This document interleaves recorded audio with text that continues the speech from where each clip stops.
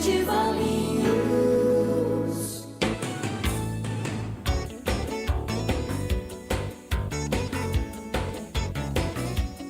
ZYM 825, Rádio Valinhos FM, operando em frequência modulada 87,9 MHz. Rua Padre Manuel Guinaud, 74, telefone 3871-1523. Rádio Valinhos FM 87,9, a voz da nossa gente. Esse programa é uma produção independente e todo o conteúdo é de responsabilidade de seus idealizadores. Agora, na Rádio Valinhos, você acompanha o programa Dualidade em Cena, o seu espaço para saber tudo sobre filmes, cinema e muito mais sobre a sétima arte. A apresentação, Isaac Santos e Edgar Nascimento.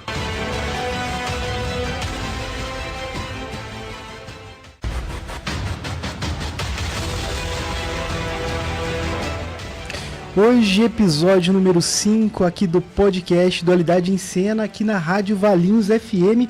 Temos um convidado super especial, ele que é professor, cinéfilo, diretor de teatro, ele é poeta. Fábio Bassi, seja muito bem-vindo. Olá, tudo bom? Boa noite aqui, quem está acompanhando. Boa noite ao pessoal que está assistindo. Boa noite ao pessoal que vai assistir, né? Bom, prazer, cara, tá aqui. Obrigado pelo convite, primeiro de tudo. É sempre uma delícia falar de cinema, falar de arte, falar de a filosofia dessas coisas todas. E vamos ver. Vamos lá, então. Quando nasceu sua paixão pelo cinema e quando você começou a apreciá-lo com a arte, como arte? Cara, o cinema sempre apareceu desde a infância. Minha mãe me levava, né? Meu pai também, sempre gostaram, assistia muito filme dos Trapalhões, assistia muito filme da Disney, né? O primeiro filme que eu vi no cinema foi uma reapresentação, uma reexibição de Branca de Neve, né? E eu tinha uns 4 anos, cara. E quando acabou o filme eu chorei, mas eu chorei porque não é porque eu estava triste, porque eu estava assustado, porque eu estava feliz. Eu chorei porque eu queria ver de novo. E aí o pessoal da bilheteria deixou. Então eu assisti 4 vezes o filme seguidas. Nossa! E depois a gente saiu desse filme, atravessou a Avenida Paulista, era no antigo Cine Gazeta, fomos pro já extinto Cine Gemini e assistimos Fível, um conto americano, filme do Don Bluth, e mais 3 vezes. Olha. E é uma das animações mais impactantes e bonitas que tem, é o Fível, um conto americano. E o Branca de Neve é um clássico, não precisa nem falar, né? Então... Verdade. E aí, na escola... Eu lembro, isso é uma história engraçada. Porque eu não sei se, dependendo da palavra, vocês botam um pizinho aí, que eu tenho essa coisa de não medir muito as palavras. Quando a gente se dá aula, a gente fica desse jeito, né? Fica meio maluco. Então, não, tranquilo. Eu devia ter uns 9 anos, 8 para 9 anos, e eu estava na segunda série, chamada segunda série, né? Era 1992.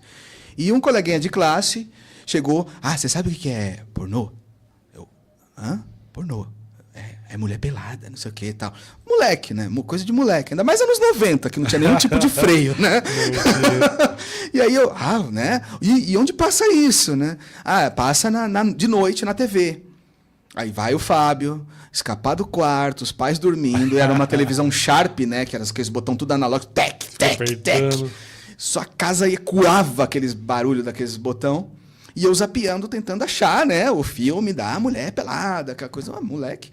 E aí, beleza. Não achei, fiquei pé da vida com o meu colega.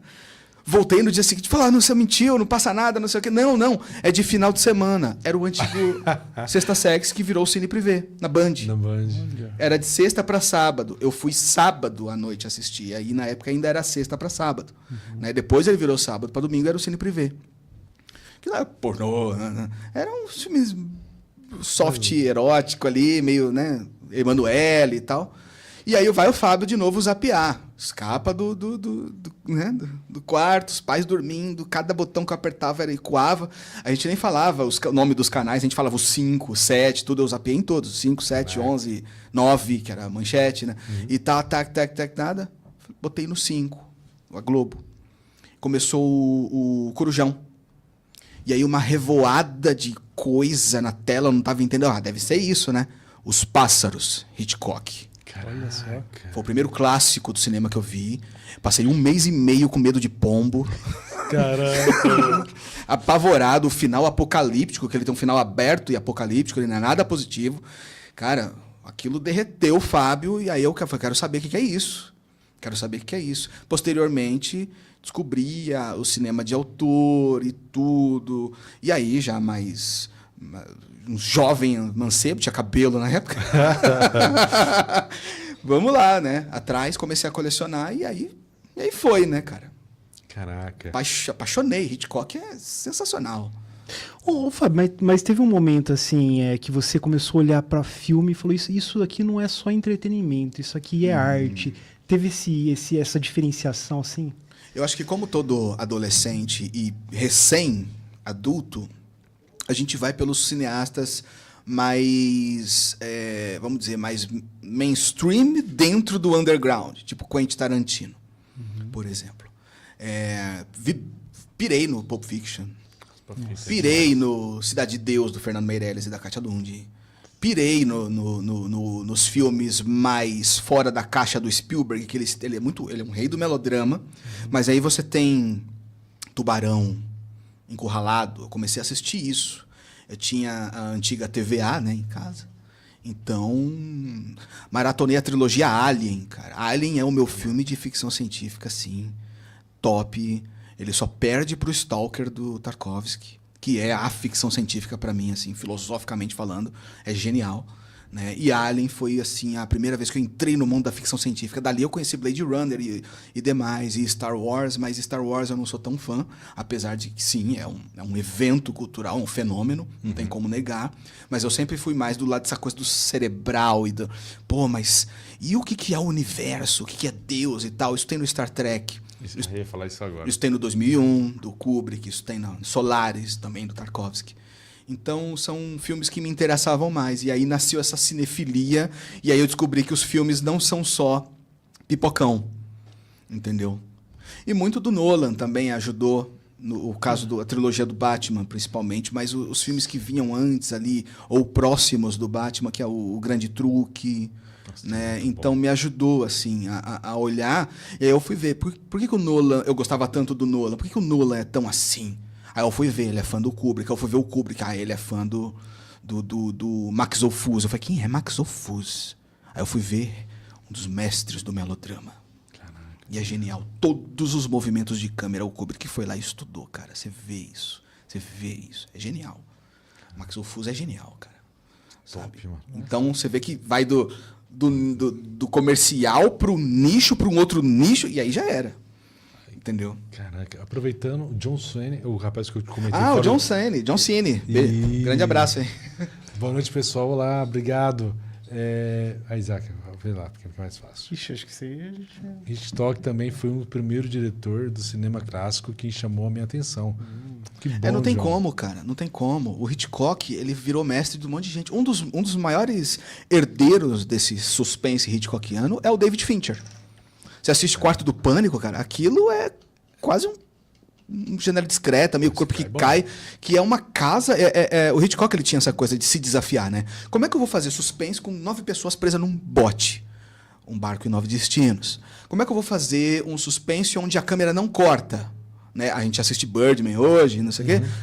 Pô, Rope, né? Festim Diabólico, 1948. Você vê os cortes, claro, tá inserido ali, até porque é película, mas, pô, que encenação, cara. Como é que eu vou tirar suspense de uma mulher que não é uma mulher, é outra mulher, e o cara também delira, não sei o quê? Corpo que Cai, que é o melhor filme dele. Sabe? Como é que eu vou tirar suspense de pássaro, de pomba, de gaivota? Os pássaros, pô... ele se desafiava, ele é maluco. E aí o David Fincher faz isso, o Roman Polanski faz isso, o Brian De Palma nem se fala, que é o grande estudioso do estilo e da grafia do Hitchcock, é o De Palma, só que ele vai desdobrar para outra coisa, né? Muita gente fala que ele só copia o Hitchcock. Não, ele estuda e faz outra coisa metalinguística. Aí ele vai falar de cinema a partir da estética do Hitchcock. Aproveita que você falou de Steven Spielberg. Você vai assistir o filme dele novo, que Óbvio. é o... Porque você falou... Eu adoro Spielberg, cara. Porque ele E ele nem é meu favorito. E ele tem uma parada com isso, né? Eu pelo menos estava vendo um vídeo, ele tem uma ficção, ele acredita que existe... Sim. Sim, você assistiu Guerra dos Mundos. Sim, Né? Que apesar de, assim, tem que, na hora de assistir Spielberg, a gente não pode ser literal. Apesar de, às vezes, ele próprio ser, e aí ele erra, né? Tipo, Cavalo de Guerra, o Lincoln mesmo já também, sabe? Mas, cara, eu não sou fã, mas é um gosto pessoal, eu jamais vou botar o gosto pessoal acima ou à frente da qualidade do filme. Não é porque eu não gosto que é ruim, não é porque eu gosto que é foda. Desculpa. Tranquilo. Desculpa, escapa. A gente dá aula fica. Então, assim, gosto pessoal não é parâmetro para definir a qualidade de uma obra. E nisso, eu não sou fã do ET, o filme dele. Eu não sou fã, não gosto, cara, não consigo assistir. Mas jamais eu vou falar que é ruim. É uma obra-prima. Do melodrama e da ficção científica, é uma obra-prima. Ele revolucionou o mercado. Ele revolucionou o estilo de fazer filme dos anos 80, né? E é uma obra-prima, é indubitável. Mas é que eu não gosto. Gosto. Entendeu? É totalmente tipo, o maior chefe do mundo vai fazer atum. Vai ficar sensacional, eu tenho certeza. É que eu não como atum. Exatamente. Entendeu? É isso. É Então, isso. eu não posso botar como verdade absoluta o meu gosto pessoal. Senão o mundo chamaria a igreja e teria um Deus chamado Fábio Bar. Exatamente. Né? Não é assim no que funciona, sabe? O mundo não gira ao redor de mim. Então, eu tenho que separar essa coisa. E o Spielberg, ele vai pegar coisas que eu adoro e coisas que eu já não gosto tanto. Mas, independente disso, é um grande diretor. É um grandíssimo diretor. Pô, Munique, melhor. Sensacional. É Pra mim é o melhor filme dele. Tanto que é fora de ser Spielberg, né? Sei que não é melodrama. Caramba. Por isso que é o meu favorito dele.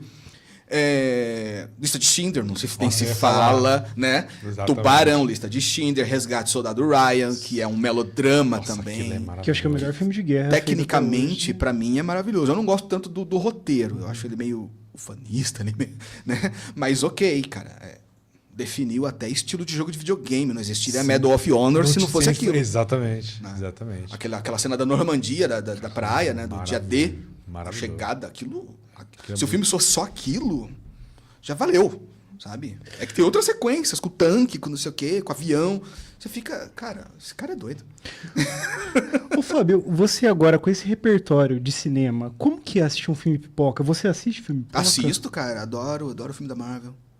Adoro. Eu gosto, cara. É que eu tenho que relevar de novo aquilo, não é porque o conhecimento de vários filmes e o parâmetro de arte tá lá em cima que eu vou comparar Homem de Ferro 2 com Andrei Tarkovsky, com Sokurov, com Apichatpong, com Simon Liang, enfim, com John Ford.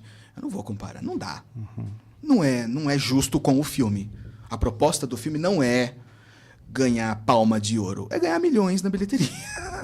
Então, dentro dessa estrutura, tem gente que sempre dá uma assinatura boa. Por exemplo, o melhor filme de super-herói do universo da Marvel, pra mim, é Logan. Nossa, olha, incrível. Sabe? Que tem a menininha, Sim, né? É maravilhoso. Baseado eu não lembro se saiu antes. Saiu antes, eu acho. Mas conversa totalmente com o universo de The Last of Us, o primeiro jogo. Um cara velho, envelhecido, desacreditado, que tem que conduzir uma menina para um lugar salvo, né? É a mesma premissa. E os dois são bem distintos, né? Cada um, à sua maneira, grandes obras. Pô, já que o Fábio falou do melhor da Marvel, fala da DC pra gente. Qual que é o melhor da DC? Cara, a DC tem um problema. Pergunta, A DC tem um problema porque, assim, a Marvel ela faz filmes e sabe que é pipoca. Né? O Scorsese está certo de falar que aquilo é parque de diversões, é montanha-russa. Ele tem motivo para falar isso. E ele tem razão. Mas não vai ser por isso que eu vou deixar de andar na montanha-russa. Entendeu? Eu gosto de montanha-russa. Boa. Se o Scorsese tem medo, problema dele. Mas todo o respeito ao Scorsese, tá? É um gênio, é um dos grandes nomes, assim. E ele tá sempre certo quando ele fala de cinema, porque ele faz o Fábio ser um ignorante, faz nós, réis mortais, serem ignorantes em matéria de cinema. O cara assistiu tudo.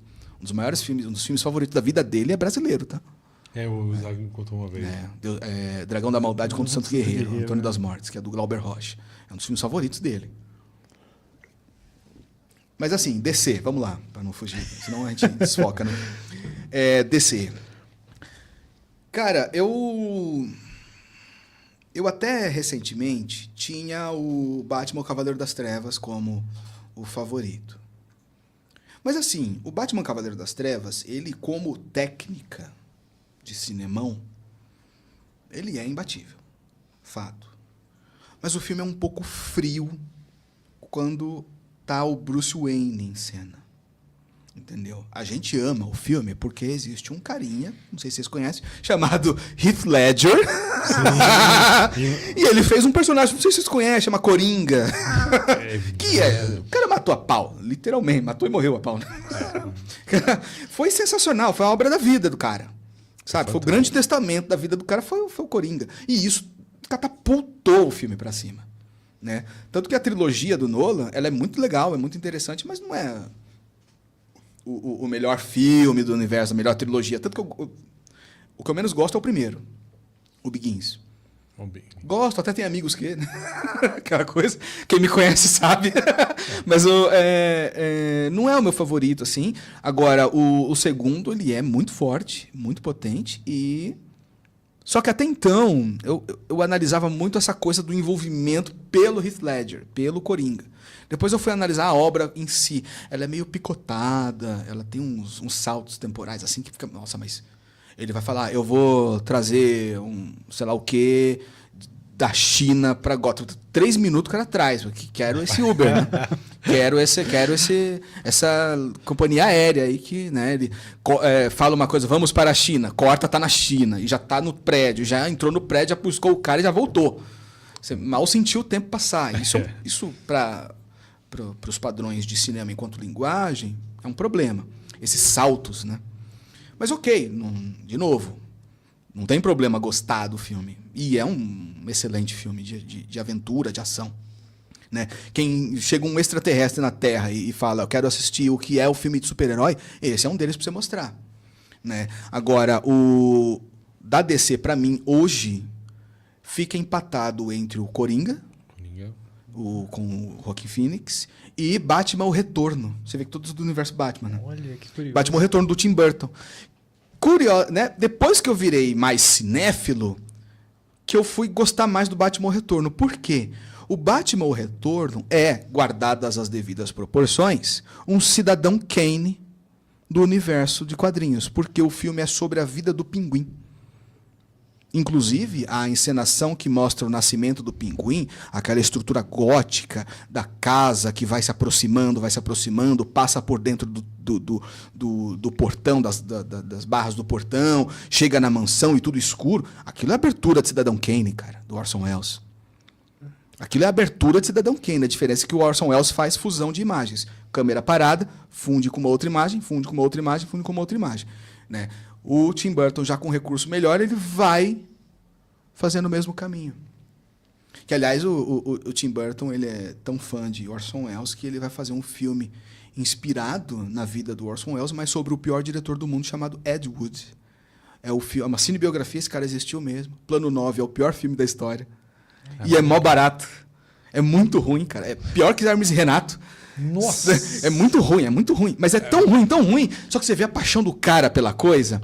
Você fala, não tem como não aplaudir o cara desse, cara. E aí o Tim Burton, que é fã do cara também, fez a cinebiografia dele, Ed Wood. É um filme de 94 com Johnny Depp, né? Filme do Tim Burton com Johnny Depp. Né? Que novidade. É bom, né? Então é legal assistir esse filme e comparar. E é legal assistir o Batman Retorno junto para comparar com o Cidadão Kane. É divertido, é um exercício interessante, assim. Deixa eu fazer uma pergunta. O Isaac não gostou do Coringa 2. Polêmicas. Polêmicas. Eu não vou trazer polêmica, mas eu quero te perguntar. Você gostou? Eu adorei, cara. Eu também. Também eu não gostei do Coringa 2, Edgar. Não. Eu adorei, cara. Eu adorei porque ele não é o Coringa, né? É o Arthur Fleck com uma doença que, por acaso... Caraca, é muito bom o filme. Por acaso, manifesta esse personagem Coringa. Né? O filme não é sobre um vilão do Batman. Não ia aparecer o Batman no pós-crédito. O pessoal tá mal acostumado com a Marvel. Achando que apareceu o Batman do Robert Pattinson agora, né? Que é o Batman em vigor, né? Todo mundo achando que ia ser ele. Não é sobre isso. O filme é um filme sintomático, ele é uma jornada arquetípica interior do personagem. Aquelas coisas não aconteceram de verdade, principalmente o segundo. Né? Tanto que é delírio, né? O subtítulo dele é delírio. Né? Ele não não morreu, não matou, ele apenas se curou dessa doença, dessa paranoia, dessa psicose, que por acaso se manifestava na figura do Coringa. O filme é de Arthur Fleck. Eu até vi um crítico que eu gosto muito, cara, não sei se vocês conhecem, Pablo Vilaça. Sim, Conheço. sim. Né, do Cinema em Cena, o portal mais antigo e tudo, de internet, de cinema no Brasil. Grande cara, ele tem... No YouTube dele tem um quadro chamado Cenas em Detalhe, ele disseca o filme, assim. Maravilhoso. Eu tive aula com ele. Eu fiz 2 dos cursos, D3 dos cursos dele. E, cara, sensacional. E aí o Pablo ele falou uma coisa que eu concordei, mas ele não gostou do filme. Mas eu gostei justamente porque ele falou a mesma coisa que eu pensei. Ele falou, esse é um filme que ama o Arthur e odeia o Coringa. Eu falei, é exatamente isso, cara. Caraca, nunca tinha pensado por esse lado. É exatamente isso. Ele sofre porque ri. É um sintoma. Não é porque ele ri porque ele é mauzão. Ele não é. Jamais tentariam fazer o Heath Ledger. Tentaram. Viu o Jared Leto, o que deu? Né? Era pra ser o Coringa, virou MC Guimê, né? Com aqueles dentinhos pra tatuagem na cara. Nossa, era estranho. É horrível, mas enfim, né? Cada um com seus problemas. E aí, né? Você vê que ele não é... quando ele dá risada, é um sintoma da doença dele. Toda vez que ri, parece que dói. E quando ele realmente ri, ele se entrega à loucura, ele se perde na persona, né? Que é a figura social. No Carl Gustav Jung, você tem os arquétipos essenciais que tem dentro do ser humano, que é uma coisa que ele estudava, que ele ia anotando, ia estudando essas coisas. No inconsciente coletivo tem um arquétipo chamado persona, que é... Por exemplo, o Fábio intimamente é uma coisa. Você intimamente, dentro da sua casa, é uma coisa. Você é outra coisa. Um não conhece o outro, efetivamente. A persona é essa ferramenta social. Eu estou sendo simpático, vocês estão rindo, vocês estão perguntando. Isso é a persona, é o ser social. O Arthur Fleck, no Coringa 2, principalmente, do Coringa 1 para o Coringa 2, que é uma continuação direta, né, e até espaço temporal muito curta, né, ele se perde na persona. Ele literalmente acha que é o Coringa. Só que o Coringa é uma manifestação da doença dele. Da doença. É quase uma psicose paranoide dissociativa que... Eu não sei nem se esse é o termo, mas só para dar o exemplo, né, uma dissociação que tinha... E aí ele acha que esse sou eu e o Arthur é um fraco. Depois, no Coringa 2, ele vai... achando as camadas, e é importante que ser um musical, inclusive, porque o gênero musical é o gênero mais psicológico que tem. Né? As músicas, elas cantam coisas de sentimento que estão internos. Nada... Todo mundo fala, não existe isso da pessoa sair cantando na rua. Realmente, não existe. Mas, internamente, a música diz muito mais, por ser uma linguagem já simbólica e semiótica, que diz dos nossos sentimentos melhor do que tentar falar. E só cantando. E ele canta, e aí começa a encontrar o Arthur lá dentro de novo. E o Arthur tira esse eu de dentro dele, esse eu se manifesta fora, na figura de um cara que remete ao Heath Ledger, que é o Coringa do nosso imaginário, né, coletivo, da sociedade. Tira isso dele e esse aqui já separa de vez, faz o que faz. Não sei se pode dar spoiler, não sei se todo mundo viu. Mas acho que já ficou bem claro, né? Faz tempo. Então, spoiler, gente, spoiler. Ele mata o Arthur. Mas essa morte é física, é literal? Não, ela é uma morte simbólica. A morte ali, dentro daquela instituição que representa o subconsciente do Arthur, ele escapa. E isso para ele é a cura, é um final super positivo. E a Arlequina, que era a manifestação do Coringa que ele tinha, né? O Coringa chama Delírio A2 e começa com o arquétipo da sombra dominando ele, no desenho animado que aparece no começo. Aquilo é Jung puro, cara. Aquilo é psicanálise. Caraca. Se manifesta depois na figura da Arlequina, que é uma figura que eu acho que nem existe de verdade, só ele enxergava. Você vê que muita gente passa batido por ela. Né? Quando ele tá apanhando, ela apanha, tipo Clube da Luta, uma coisa meio, né? É verdade. Sabe? E aí, quando termina tudo, ela tá maquiada, ela caminha, ela sobe uma escada rumo ao apartamento dele, onde ele morava no primeiro filme, e ele desce. Ele estava no delírio, desce para a realidade. Ela estava na realidade, sobe para o delírio. Né? E aí ele desce, vai nos confins do Asilo Arkham E lá termina a jornada dele e morre sorrindo, livre da doença que teria se libertado dele da sombra que descolou. E o corte da faca é simbolicamente o corte entre a sombra, que é um arquétipo que o Jung estudou, a sombra, o nosso lado ruim, aquilo que ninguém quer ver, e descola. Tanto que ele vai fazer o quê? Ele vai fazer o corte na boca do Heath Ledger. Você vê desfocado ele cortando a boca para abrir o sorriso. Tipo, esse que é os Coringa que vocês querem? Tá, então toma. Isso é o Todd Phillips, né, o diretor, falando. É isso que é o Coringa que vocês querem? Então toma, leva. Curte aí esse Coringa. Eu salvei o Arthur. É uma obra humanista, o Coringa 2. Caraca, que Caramba, aula. que interessante, olha. Pô, me prendeu Uma percepção. Nunca Vou reassistir o filme de novo. exatamente. Não, outra mas assim, visão agora. são coisas que não é um delírio. Pegando O gancho. São coisas que o próprio filme entrega. São materiais que o filme... A interpretação ela é livre, mas de acordo com aquilo que o filme entrega, que a obra de arte entrega. Você não pode sair delirando, senão não tem sentido. O Cidadão Kane é sobre um cara que tem pau pequeno. Não dá certo. Tem nada a ver com... Sabe, é sobre poder, a relação de poder, ascensão e queda. Isso é uma jornada clássica, né, de ascensão e queda. Todo mundo adora. E o Cidadão Kane é isso. Né? Mesma coisa, o Coringa, a ascensão no primeiro filme para queda no segundo. Não é todo mundo que gosta da queda, né? Não é todo mundo que gosta de um herói lixo. Tipo o Gangue de Nova York. Quem lembra do DiCaprio? DiCaprio se chama Amsterdã Vallon. Quem lembra dele? Todo mundo lembra do açougueiro. Do açougueiro, é. Do Butcher, Verdade. Bill the Butcher, né? O Daniel Day-Lewis. Genial, aliás, né? Não, ele é um gênio. Bizarro, que lá. Cara, nasceu Doido. pra- Esse é delírio a dois mesmo. Esse é... Ele é personagem. Exato. Esse cara é um gênio. Ô, Fábio, você tocou no assunto, já estamos fugindo do Não, assunto, pode, mas manda do bala. Scorsese, do Gangue de Nova York, foi proposital aquele final do filme? Porque eu tenho a impressão que ele acabou meio assim, tipo, o Scorsese falou, vamos acabar o filme, acabou. Não sei. O Gangue de Nova York é um filme irregular e sofreu muitos problemas de produção, porque o produtor era ninguém mais, ninguém menos que o Harvey Weinstein, aquele cara que está acusado de mais de 150 casos de abuso, né? De atrizes. E ele é conhecido por ser um generalzão. Ele quer dirigir o filme sem ser diretor, ele quer comandar a atuação sem ser ator. Muita gente e ele comprava Oscar, tá? Muitos filmes ruins que ganharam Oscar, tipo Shakespeare Apaixonado, Discurso do Rei, é culpa desse cara. Caramba, por Porque causa dele? é o estilo de política colocada no Oscar. Esse é o Harvey Weinstein. Só que o pior, obviamente, são os casos de... Ah, não, sem dúvida nenhuma. O cara é um monstro. Né? E Hollywood fazia vista grossa. Né? Foi um dos grandes produtores do Tarantino, viu? Fez vista grossa também porque sabia. Né? Então a gente tem que tirar o Tarantino do patamar de gênio. Ele não. Ele tem... O cara tem culpa no cartório. Né?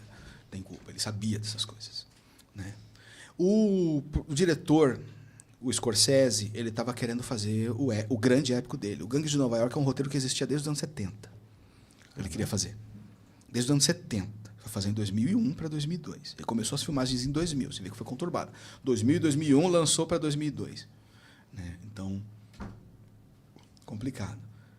O filme original, se não me engano, ele teria 4 horas. 4 horas? Só que seria mais redondo, teria mais sentido. Ah, tá, entendi. Você vê que ele é meio episódico.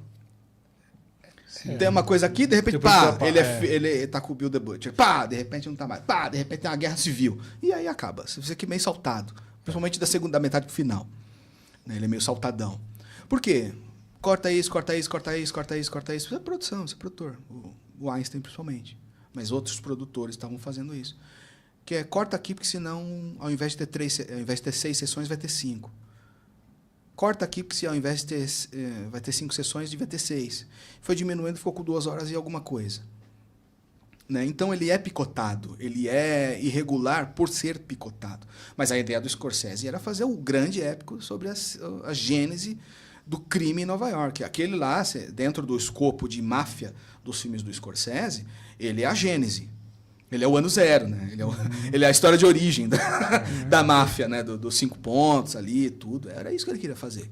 Filmou na Itália, na Cinecittà, um grande estúdio da época de ouro do cinema italiano, né? Fellini filmou na Cinecittà, Rossellini filmou na Cinecittà, um monte de gente fez filmes lá. E ele é fã de cinema italiano. Ele tem um documentário chamado Minha Viagem à Itália, que fala sobre cinema italiano especificamente. E, cara, era o sonho dele, virou o pesadelo. Ele queria matar assim. DiCaprio chegava atrasado. Virou ator por causa do Scorsese e do Day-Lewis, viu? Ele era folgadinho, assim. Virou ator, tanto que não parou de trabalhar com o cara. Sim. Porque ali ele é ator, né? Ele é ator, efetivamente ator, né? E aí o Scorsese foi pra cima, falou, não, você nunca mais, na frente de todo mundo da equipe, você nunca mais chega atrasado aqui, seu moleque, não sei o que, tal, deu uma puta bronca. Day-Lewis fervendo de ódio por causa do atraso. Caraca. Era aquela cena que ele dá as cabeçadas, que joga o cara na mesa assim, vem dando a cabeçada, quando ele descobre que é traidor. Que deita o cara na mesa e tudo. Ele jogou aquele cutelo lá, quase deixou cair na cara do... Imagina. Era um cutelo de verdade, ele tinha um cutelo de verdade, né? Ele fez um trabalho de quase um ano de trabalho de açougueiro para entrar na personagem. Aquela cena que ele tá afiando super rápido a faca, é ele, não é dublê. Caramba, É ele. Ele aprendeu aquelas coisas que ele explica pro personagem do DiCaprio sobre os fígados do porco tá aqui, não sei o quê, que aqui é uma morte lenta, aqui é uma... Ele aprendeu isso, ele cortou aquele porco, ele fez tudo, ele imolou aquele bicho. Porque ele virou um açougueiro. O Day-Lewis é assim, é maluco. E o DiCaprio era celebridadezinha, né? Titanic, vou chegar cedo. Tava na balada. Caraca. Nossa, ele ficou com uma vergonha assim, que falou, não, nunca mais eu faço isso. Tem que levar o ofício a sério. E aí deu no que deu, né? Infiltrados, Aviador, Ilha do Medo. E aí o cara virou ator, né? Poxa, E combinou com... Acho que foi uma das grandes parcerias, né, Scorsese? Grandes. A O Ilha Scorsese do tem Medo grandes do Scorsese parceiros. também? Oi? A Ilha do Medo do Scorsese também? Scorsese. Ilha do Medo. Muita gente fã da Marvel que não gostou daquilo que ele falou dos filmes da Marvel é fã de Ilha do Medo, é fã de Hugo Cabret, é fã do Aviador, é fã do Gangues de Nova York, é fã dos Infiltrados, é fã do Taxi Driver, tudo do Scorsese. Olha só. Fábio, você... Posso tirar uma dúvida? Aproveitar que- Várias. Porque eu, Isaac e o nosso amigo Eric, um abraço, Eric. A gente assistiu a Ilha do Medo. É. Cada um tem uma Vamos lá, eu tenho uma aula de Ilha do Medo, hein? uma teoria. Não sei, Com slides e tudo, inclusive. Com o Isaac eu não vou lembrar. Eu acho que ele não era louco, na minha visão. Eu acho que ele foi lá... E o Eric acha que ele era louco, fazia parte do... Né, você também tinha essa... Sim. Eu sou um dos contra, eu acho que não. Porque esse filme eu já assisti umas 20 vezes e ele tem a mesma expressão. Me ajuda. Esse filme, ele realmente é... Vamos deixar uma coisa clara. Não é porque o Fábio tá falando que, verdade absoluta. Não. Tá? É uma leitura. Uma leitura. Você pode ter essa leitura porque o filme te deu elementos da narrativa estética e da narrativa do roteiro, que fazem com que você leia dessa forma. Se você tem como sustentar suas opiniões a partir dos elementos do filme, tua leitura é tão válida quanto... E daí que o Scorsese não queria dizer isso. Problema dele. Entendi. Entendeu? Então, assim, não é porque é uma coisa ou outra, não existe um segredinho. Tem gente que vem de aula de roteiro assim, né? Aprenda o segredo, o que você nunca viu. Se eu nunca vi, eu sou cego, né? Verdade. Não é isso, gente. Não tratem a arte como um comérciozinho não. A arte faz pensar. E se faz pensar, você pode ter a leitura que você quiser, desde que tenha sustentação naquilo que a obra mostra. Isso não vale só para cinema, não. Peça de teatro, literatura, poesia, escultura, pintura, nem se fala, né? Pintura abstrata, então, nem se fala. É muito subjetivo. Então, assim, o Ilha do Medo. O Ilha do Medo, ele é acho que todo mundo viu, né? Acho que nem existe spoiler, né? E fora que, assim... Tem spoiler, galera. Spoiler, 10 anos tá bom já. Sabe? 10 anos do filme já tá bom pra spoiler, já, por favor. Né? 30 nem se fala, 20 nem se fala, sei lá. Então, então assim, e outra, não existe spoiler de filme bom. Um amigo meu, Eric Galani, também Eric, né? Eric Galani, ele falava, não existe spoiler de filme bom. Eu considero o Ilha do Medo um filme bom, entendeu? Esteticamente, e ele não dá pra comparar com Tarkovsky. É outra pegada, é totalmente diferente. Tarkovsky é muito mais gigante, aí não tem como. Mas assim, Ilha do Medo, dentro dos padrões que ele busca apresentar, é um filme muito bom. Né? Então, o Ilha do Medo é um cara realmente perturbado. O filme nos é apresentado fora de ordem. Né? Água, quando aparece no filme, ele está ligado à realidade. Fogo está ligado ao delírio. Toda vez que tem fogo, ele está delirando. Toda vez que tem água, ele está se tocando da realidade. Tanto que o ato final, ele mergulha no oceano e recebe a verdade do que realmente aconteceu com ele. Né? Então, você vê que tem elementos do filme que vão se estabelecendo. Tem uma coisa que eu acho muito legal, que a direção de fotografia, se não me engano, é do Robert Richards. É um cara super conceituado, já fez a fotografia do Kill Bill, né? E ele fez uma coisa assim que eu achei fantástico. Ele chega na ilha, tem aquela passagem, não sei o quê, ele vê os muros, inclusive ele vê muro com arame, né? Ele reconhece aquilo do campo de guerra, de onde ele começou a criar trauma, ficou doido, ficou alcoólatra e matou a mulher depois por causa dos problemas que ela tinha psicológicos, né?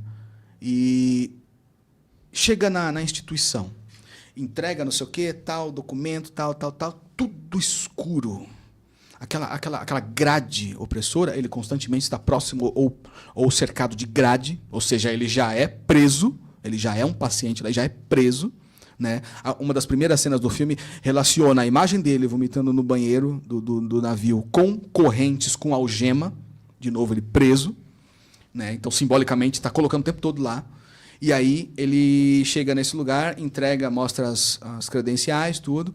E esse corredor que tem essa grade, que tem tudo, é extremamente escuro. Você vê uns guardas andando na parte de cima, assim, tudo escuro, tudo escuro. Na hora que ele chega no escritório do diretor, que é o personagem do Ben Kingsley, o careca, ele tem uma visão desse saguão aí, da onde o personagem entrou. Tudo claro. Tudo claro. Tudo claro. Extremamente iluminado. A cabeça dele já está sombria. Onde ele anda tem sombra. Onde ele não anda é iluminado. Tanto que o filme termina com uma luz diurna linda, aquela tarde no negócio, sabe? É desse jeito, é desse nível que ele vai trabalhar o Scorsese. Por isso que é um diretor, né? É fantástico. Então, realmente, ele está mais no delírio mesmo. Mais no delírio. Ele tá... Estou errado, mas vou assistir de novo. É sempre bom. Melhor que o Renato Silveira, que é do Cinematório Café, que é um cara que eu admiro muito, ele e a esposa dele, a Raquel Gomes, são dois caras geniais, junto com a Ana Lúcia Andrade, que participa lá também, que é uma professora genial, ela tem um livro do Billy Wilder maravilhoso. Ele fala, o Renato, ele fala, melhor do que você ver um filme é vê-lo de novo. Exato. É o melhor elogio que você pode dar para um filme, é ver de novo. Veja. Sabe? Não é porque tem 40 mil filmes na coleção que vai ver um por uma... Não. Veja de novo. Você não está afim de ver o filme inédito? Assista um que você já conhece, você sabe que vai gostar. Ou você sabe que você vai descobrir coisa nova. Exatamente. Tipo Ilha do Medo. Exatamente. Fábio, você acha importante conhecer cinemas assim, cinemas diferentes, de outras nacionalidades, de gênero? O repertório aumenta, isso você só tem a ganhar, cara. Com a arte, se você fica só no classicismo, você não vai entender as nuances do cubismo, as nuances do expressionismo, as nuances do surrealismo. Você não vai entender e você vai perder a oportunidade de ter aquele choque gostoso de ver algo novo e que te arrebata, sabe? A mesma coisa com o cinema. Tem sempre um filme que você fala, desculpa o palavrão, pode não ser... Também não sei, Léo. Carambolas! Carambolas, esse filme me pegou. Que é isso, cara? Pô, né? Absolute Cinema, né? Então, sempre você vai ter a oportunidade de ver um filme que vai te mexer, sabe? Eu tive isso com Arca Russa, do Alexander Sokurov, o cineasta russo, pós-União Soviética, né? Já mais recente. Arca Russa, se não me engano, é 2002, não estou lembrando exatamente, mas enfim, é um filme feito no museu lá de São Petersburgo, que conta a história da Rússia passeando pelo museu. Não é um documentário, tem uma encenação teatral de cada época. É fantástico, cara, e é um plano sequência, o filme não corta. Caramba. Nossa. É sensacional. Termina saindo do museu, descendo a escada, todos os personagens de todas as épocas vêm te dar tchau. Cara, na boa. Cara, é lindo, velho. É lindo. É lindo. Como é que eu vou perder a chance de ver uma coisa possivelmente assim se eu não visitar cinemas do mundo? Entendeu? Não é só nos Estados Unidos que faz, né? E vai ter nos Estados Unidos também. Tem grandes clássicos dos Estados Unidos. Você vê filmes do John Ford, Rastros de Ódio, é o maior faroeste de todos os tempos, né? Por exemplo, Era Uma Vez no Oeste, do Sérgio Leone, o segundo maior faroeste de todos os tempos.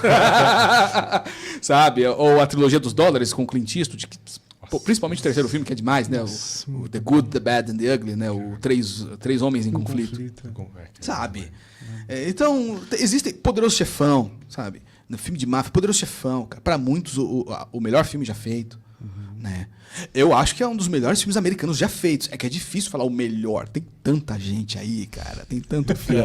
É difícil, cara. É difícil. Se eu falar o Poderoso Chefão é o melhor filme, cara, eu tô tirando a chance do Rastros de Ódio ser o melhor. Eu tô tirando a chance do Cidadão Kane ser o melhor. Eu tô tirando a chance do Processo, do Orson Welles, que eu acho um filme melhor que Cidadão Kane, de ser o melhor. Eu tô tirando a chance de Um Tempo das Diligências, de 1939, ser o melhor. Eu tô tirando a chance... E vai. Só vai aumentando. É uma lista que não acaba, cara. Ô, Fábio, responde pra gente. Tem um cinema, assim, preferido, assim, do Fábio, assim, tipo, de alguma... Onde eu vou? Não, tipo assim, algum estilo de cinema. Uma linguagem de cinema, um tipo de cinema. Não tem, cara. Eu posso, na boa, sinceramente, eu posso estar assistindo ao filme de Hu Xiaoxian, cineasta taiwanês, do movimento do novo cinema taiwanês, um gênio poético, cineasta da pausa, do entendimento do tempo.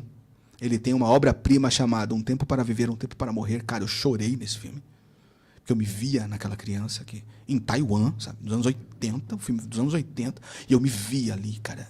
É impressionante, é lindo. Como mostra a infância, a vida e a morte. Tem uma hora que a avó falece e ele foca na mão com as formiguinhas andando assim. Nossa. Cara, eu chorei aquilo. Eu posso estar assistindo esse filme, como eu posso tirar e botar O Grande Dragão Branco do Van Damme. Que eu adoro. Me divirto horrores. Que legal. É uma comédia. Sabe? Pra mim é uma comédia. E eu me divirto. Eu posso assistir O Tempo para Viver, O Tempo para Morrer e depois botar Robocop. Que é um grande filme, viu? Uma grande sátira.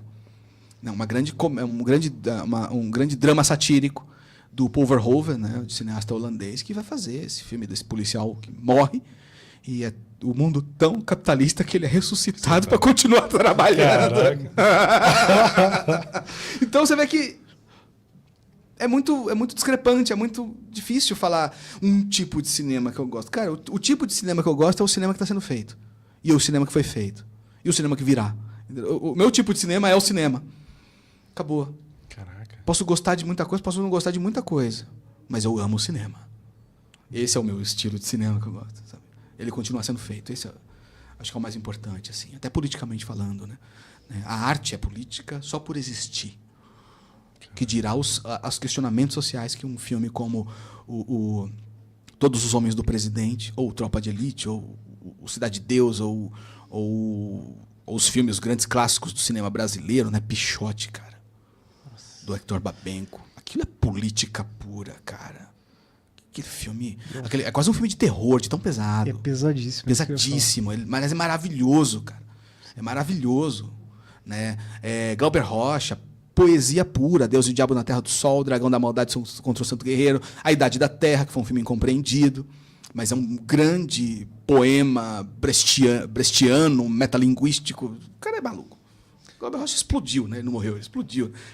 Eu vou fazer uma pergunta, assim, não fique bravo. Você falou de filme brasileiro assim e tal. Tem um filme que é comédia, não sei se você gosta de comédia, mas pra mim é um dos melhores comédias que existe, que é o Lazarope. Ele é gênio, cara. Você gosta? Ele é um dos grandes gênios. Ele é um dos grandes gênios da comédia. Do mundo, viu? Do mundo. Cara, é muito Porque assim, bom. A comédia, o gênero comédia, ele nasce do contexto social. A comédia você vai ter mais tipos sociais do que personagens com profundidade. É claro que isso vai ser desdobrado com o tempo. Mas, a priori, o drama é psicológico, a comédia é social. A comédia é horizontalizada. O drama pleno e a tragédia grega, né, nos gêneros lá da literatura antiga, tragédia e comédia, tragédia é vertical, é a sua relação consigo e com o divino. A comédia ela é social. Ela é horizontalizada. Isso é um conceito comum que se tem dos gêneros comédia e drama. Comédia sendo social, e sendo ácida, e sendo ele era assim. dessacada. Pô, o Mazzaropi, ele tem um filme chamado O Corintiano. Nossa, talvez seja o grande clássico dele, Caraca. talvez. Mas olha que coisa, né? O Corintiano, você pega um dos times mais populares do Brasil, coloca o Caipira, que o Mazzaropi é o arquétipo do caipira, né? O arquétipo social do caipira, de novo, né? O ser social diante do ser psicológico. É o ser social que conta mais na comédia. É o caipira que torce pro Corinthians, cara. Sabe quem herdou isso? Matheus Nastergaile, fazendo Amarelo Manga. Matheus Nastergaile e Celton Mello no Alto da Compadecida, sabe? Então você vai ter esse arquétipo do interiorano vibrando para além do contexto puramente do indivíduo. Não, o Mazzaropi, isso que é genial do cara. O Mazzaropi sou eu. O Mazzaropi é você, o Mazzaropi é você. O Mazzaropi é quem está vendo. O Mazzaropi fala com o nosso ser social. Só o gênio faz isso. Não, ele é... Sabe? É igual o Buster Keaton. É igual o Charlie Chaplin. É no mesmo nível. Para mim, o Mazzaropi está no mesmo nível. É que Chaplin... Caraca. Essa é boa. Sabe? Faz a gente pensar agora. Ô, Fábio, a gente vai entrar numa pergunta difícil, pelo menos eu considero difícil pra caramba. Você pode compartilhar conosco, a gente até conversou nos bastidores, o seu top 10 melhores filmes de todos os tempos? Pelo menos no momento. Tem 354 na fila do primeiro lugar, mais 354 do segundo. Não, é difícil, assim, mas assim, eu tenho pra mim, não como aos meus filmes favoritos, ou os 10 melhores de todos. Falar melhor de algo é complicado, porque eu não sou o algo, eu sou um indivíduo dentro do algo. Né? De todos os tempos, o tempo ele é eterno. O tempo é uma deidade, é um deus, né? Cronos, né? Todos sendo devorados, os filhos de Cronos sendo devorados pelo deus Cronos, né? Até um quadro do Goya maravilhoso. Eu não sou o tempo, eu não posso falar de todos os tempos, eu posso falar aqueles que eu considero os mais importantes para se estudar cinema. Cinema Silencioso 1, apesar de ter 3 no páreo aí. O Metrópolis, do Fritz Lang, e a General, do Buster Keaton, eles ficam empatados em segundinho atrás desse primeiro que eu considero o filme silencioso mais importante, que é A Paixão de Joana d'Arc, do Carl Theodor Dreyer. É um filme dinamarquês, de 1928. Esse filme é uma obra-prima do primeiro ao último segundo. Do primeiro ao último segundo. Você quer estudar cinema mudo? Né? O Hitchcock falava, o cinema falado, ele soma muito pouco ao cinema, porque o cinema é imagem e a nossa relação sonora com a música, tanto música incidental, músicas que não estão na cena, quanto sons diegéticos, sons que estão na cena, aquilo também é música. Né? Então, o cinema silencioso tem seu ápice, apesar de Dr. Caligari, Nosferatu, Metrópolis, A General, e Irmãos Marx, enfim, uma série de filmes silenciosos maravilhosos, né? Inclusive Cavalo de Ferro, do John Ford, é maravilhoso, um grande faroeste, um grande épico. Né? Mas eu acho A Paixão de Joana d'Arc o primeira obra-prima absoluta do cinema. Eu pulo para 1956, para o segundo filme, Rastros de Ódio, John Ford, é o único filme americano dessa lista. Caraca. Caramba. Rastros de Ódio, cara. Aquilo é a Odisseia do Homero feita no faroeste. É genial. Tudo. Mesmo nível da Paixão de Joana d'Arc do Dreyer. Ou seja, Dinamarca, Estados Unidos. Desses, 1964, Brasil, Deus e o Diabo na Terra do Sol, Glauber Rocha. Se esse é o maior faroeste de todos os tempos, esse é o maior faroeste fora dos Estados Unidos de todos os tempos. Caralho. E olha que o Sete Samurais está ali colado, né? Que é quase um faroeste, né? Um pessoal que chega numa vila e a vila não recebe eles muito bem. É o típico filme faroeste, né? Você vai ver isso no Matar ou Morrer, lá do Fred Zinnemann, com Gary Cooper. Você vai ver isso em outros filmes que não são faroeste, tipo Outland, Comando Titânio com Sean Connery, é um faroeste, só que é ficção científica dos anos 80. E é um faroeste modelar e mitológico também. Mitológico. Não é só psicológico, porque o indivíduo... Não, é mitologia. O Rastros de Ódio e o Deus do Diabo é mitologia, cara. Aquilo é mitologia. Aquilo funda uma nação. Sabe? Daqui a 3.000 anos, vai ser tipo a Odisseia. Funda uma nação. Sabe? É tipo a Divina Comédia. É o mesmo nível. Eu comparo mesmo. Se eu estou errado, problema meu. Mas, assim, é nesse nível, assim, né? Depois, 66, Um filme francês do diretor chamado Robert Bresson, A Grande Testemunha. Esse também, assim, é para assistir de joelho, cara. Porque é a paixão de Cristo, só que o Jesus Cristo que sofre a paixão pela crueldade dos seres humanos é um burrinho. Nossa. É um burrinho. No original é Orhazar Baltazar, né? Por acaso é Baltazar, é a tradução literal. Baltazar é o burrinho, que vai de mão em mão. Ele vai parar até no circo tomando chibatada. É terrível, dói, cara. A gente já fica mal quando uma criança sofre num filme. Bicho! E esse, ó, gênio, cara. Gênio. Robert Bresson é um dos maiores cineastas de todos os tempos. Só fica atrás do Dreyer e do Tarkovsky, pra mim, assim, sabe? E empatado ali com o Buñuel, assim, sabe? É nesse nível, assim. É outro filme que é essencial, cara. Essencial, essencial, essencial. Vamos pular para 1972. E não é o Poderoso Chefão. Tava... Gritos e Sussurros, Ingmar Bergman, onde ele não faz um filme em cores, ele filma as cores. E perguntaram para ele, por que a casa é tão vermelha? Ele falou, porque é a cor da alma. Aquele filme são arquétipos de feminino dentro de uma casa chamada alma. Genial, cara. Poesia pura. Poesia pura. Melhor filme do Bergman para mim. Olha só. Todo mundo fala do Sétimo Selo, aquela coisa do xadrez com a morte. Tudo. Não, cara. É esse, é o Sonata de Outono, que é o dilema da mãe e da filha, mas Gritos e Sussurros, cara. O Gritos e Sussurros eu assistia, eu pausava assim, ficava... Dá para imprimir esse negócio e botar num quadro na parede. Tamanha beleza da composição. Lembra Caravaggio, as pinturas do Caravaggio. Lembra as pinturas do Rembrandt, sabe? Lembra as pinturas do Goya. Tem uma hora que a mulher começa a gritar de dor, porque ela está numa doença terminal, ela começa a gritar de dor, tipo um tumor, assim. Só que não fala onde é. É o tumor da alma, né?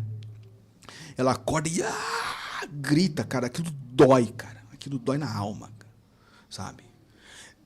Deixa eu ver. 28, 56, 64, 66, 72. Vamos para 79, 1979. A única ficção científica. Stalker. Andrei Tarkovsky. Esse... Eu vou ficar falando é genial, é complicado, né? Porque esse é genial. Sim! Há 6 filmes eu tô falando que é genial. Entendeu? Então, assim, é um filme que conta uma jornada de 3 caras que vão num lugar chamado Zona, que é onde caiu provavelmente um meteorito ou foi visitado por alienígenas, ninguém sabe exatamente o que é. Foi filmado perto de Chernobyl, então toda a equipe teve câncer e morreu. Caramba! Inclusive o Tarkovsky morreu em 86 de câncer de pulmão, porque catapultou por causa dessa ida para um lugar tão perigoso. Ele foi filmar lá. Eu vi um comentário no Instagram de um especialista, foi que mataram ele. Não. Nada a ver. Não. É teoria ficção, de conspiração. Ele teve uma doença que foi engatilhada por essa visita nesse lugar. O ator principal morreu de câncer, a diretora de fotografia morreu de câncer, a esposa dele morreu de câncer, ele morreu de câncer.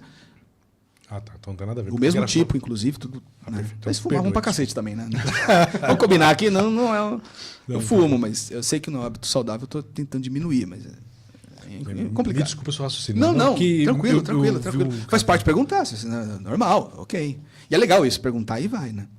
Então o Stalker é a história de um pessoal que chega nessa zona onde teria uma sala onde mora uma espécie de energia que pode ser considerada Deus. E ela vai te ceder um desejo. O Stalker é a profissão de um cara que leva essas pessoas até lá. Não é um cara que espiona, é um cara que leva até lá. E é bom confundir, porque existe um outro Stalker por aí de filme, que é sobre um cara que fica espionando gente pelada, mas não tem nada a ver. Stalker, 1979, tá? Andrei Tarkovsky, para não ter erro. União Soviética. Aí eles têm que vai levar 2 caras para lá. Um escritor e um professor. Né? E chegando lá, tem toda uma questão existencialista, chove dentro de lugar fechado, tem todo um simbolismo por trás. Por que é um escritor? Por que é um professor? Né? Começa que o professor representa a racionalidade, o consciente, a razão. E o escritor, o poeta, não sei o quê, a emoção. A razão e a emoção se juntam ao indivíduo que está no meio, que é o stalker, indo procurar Deus. Que é a jornada mais simbólica que isso. Sabe? Maravilhoso. O filme começa sépia, não é nem preto e branco, é sépia. Quando eles chegam na zona, o filme fica colorido. Olha, caraca. Que mostra a mudança do ambiente da coisa. Né? É maravilhoso, maravilhoso. Então, até então, Dinamarca, depois Estados Unidos, depois França, depois Brasil, depois Suécia, União Soviética. Nenhum país repetido. E aquela coisa dos cinemas do mundo, vocês perguntaram. Né? Então, você vê que nenhum país repetido. Vamos para 1985, aí vai ter 2 filmes nesse ano. O primeiro é Akira Kurosawa, Han. A adaptação dele para William Shakespeare, o Rei Lear. Muita gente fala, mas cadê os 7 Samurais? Pô, mas cadê o Rashomon? Han. Ah, cadê o Kagemusha? Han. Quer começar por uma obra-prima? Han. Depois vê o resto. Que vai ser igual ou maior. Mas Han... Ele não tinha grana para fazer o Kagemusha e não tinha grana para fazer o Han. Que o Kagemusha foi a preparação para fazer o Han. E o Kagemusha é tão belo quanto. Ele começou a pintar, porque não vou fazer o filme mesmo. Ele tinha entrado em depressão, tentou se matar, não conseguiu. Chegou 2 carinhas, não sei se você conhece, George Lucas e Francis Ford Coppola. Deram a grana, faz o filme, que você não pode ficar sem fazer filme. Ele fez o Kagemusha e depois fez o Han. Olha só. Os caras deram a grana pro cara fazer. Caraca. Porque o cara, sabe, tão fã que os caras são. E o Spielberg foi lá e endossou, falou, não, vamos ajudar o cara. Spielberg, George Lucas e Francis Ford Coppola. Queria eu ter amigos assim. É verdade. Tô tentando fazer o meu primeiro filme e não consigo. Cacete, é difícil, cara. Né? Mesmo o cinema independente. E aí, Han, William Shakespeare e Akira Kurosawa. Não tem como dar errado. E Tatsuya Nakadai, o maior ator japonês para mim. Numa atuação fenomenal. Muito relacionado àquele teatro japonês. Então não é naturalista. O pessoal pode achar até bem estranho. Mas não existe atuação boa sendo só naturalista. Existem vários tipos de atuações, todas são boas, desde que tenha técnica para isso. E o Tatsuya Nakadai tinha de sobra. No mesmo ano, Um Tempo para Viver, Um Tempo para Morrer, do Hou Xiaoxian. Esse filme da infância que eu falei que me fez chorar. Ou seja, Japão, depois Taiwan. 1988, Grécia. Theo Angelopoulos faz um filme chamado Paisagem na Neblina. Grego falando de mitologia, não tem nada errado, né? Então, 2 crianças vão em busca de um pai que a gente nunca vê, fugindo da mãe que a gente nunca vê. 2 crianças saem da Grécia e tentam chegar na Alemanha. De trem, a pé. E nisso eles vão conhecendo a decadência da Grécia. Pós-ditadura, pós-papagos, lá, pós-nazismo, pós tudo. Assim. É lindo, cara. Lindo, lindo. Então, as cenas fortíssimas, pesadas, as crianças conhecendo sobre o mundo, vem a imagem da morte, na forma de um burrinho que morre de frio. Eles veem a imagem da maldade do homem, na figura de um estuprador, sabe? E não é apelativo, não fica mostrando, não. Cara, ou seja, Grécia. Né? Então, tá terminando. O último... Eu tinha como melhor filme desse cara, que é o Belatar, recentemente falecido, húngaro, né? Outro país, né? Nenhum repetido, Hungria agora. Eu tinha como melhor filme o Satan Tango, 7 horas e meia de filme. E não, 7 horas e meia. 7 horas? 7 horas e meia de filme. Só que assim, hoje a gente maratona uma série que é um filme de 10 horas e ninguém sente, né? É porque não precisa olhar pra tela, né? A gente pode ficar no celular. Isso, esse não, você tem que ver. Sabe, você vai despender. Nem que você pause aqui, depois continua, pause aqui, depois continua. Não tem problema. Você pode assistir o filme do jeito que você quiser. Sabe? E vai vendo. Só que assim, pra mim até então era esse. Só que depois eu comecei a reanalisar um filme, revisitei aquela coisa. O Cavalo de Turim, de 2011, é o último filme dele. Cavalo de Turim. Um pai e uma filha num mundo apocalíptico. E a premissa é, o Nietzsche, tem uma anedota sobre o Nietzsche, que quando ele enlouqueceu de vez, ele viu um cara açoitando uma égua. Açoitando. Ele foi lá e abraçou essa égua, chorou, né? Tem até um outro filme chamado Quando Nietzsche Chorou, ou um livro, uma coisa assim. Ele chorou compulsivamente e ali estalou alguma coisa na cabeça dele, soltou de vez o parafuso e ele enlouqueceu. O filme, Cavalo de Turim, mostra o que aconteceu com o cavalo no fim do mundo. Ou seja, tá tudo na seca, tá acabando comida, tá acabando água, fica a mãe e o pai e a filha, que tem esse cavalo. Ele tem um braço inoperante, porque a maldição do Nietzsche, pelo menos pelo que dá para entender, pegou nele, é o braço que açoitou o cavalo, não mexe mais. E o mundo vai acabando, e esse filme é o Gênesis da Bíblia, ao contrário. Do 7º ao 1º dia, onde só fazia-se luz, nesse faz-se a escuridão. Caramba, olha. Caraca, aí vai dar um Absolute boom. Cinemas, plural, né? Ô, Fábio, a gente vai ter que já fazer um convite para um segundo segundo bate-papo, bate-papo. porque já chegou 1 hora de conversa. Já? Fábio, eu quero te agradecer demais pela eu sua que presença aqui. E já fica um convite para uma parte 2, se você Por favor. Com certeza. A gente Por tem favor. muita coisa para conversar Caraca, ainda. muito. É uma aula. Caraca. Eu que É uma agradeço, aula. cara. Eu que agradeço. Obrigado da oportunidade, do convite. Aí o pessoal que acompanhou aí, né? Eu vi que o pessoal tá... Um filme para representar o cinema mundial. Falei 10 aqui. Exatamente. Obrigado a todos aí que mandaram O seus pessoal acompanhou aí, né? Chantagem e Confissão, o primeiro filme do Hitchcock que eu vi, outro filmão, sabe? Então, dá pra fazer uma parte 2, fazer uma trilogia, né? Exatamente. Pô, galera, obrigado você que tá na rádio, você que tá aí no YouTube. Obrigado a todos e até a próxima. Até lá. Obrigado.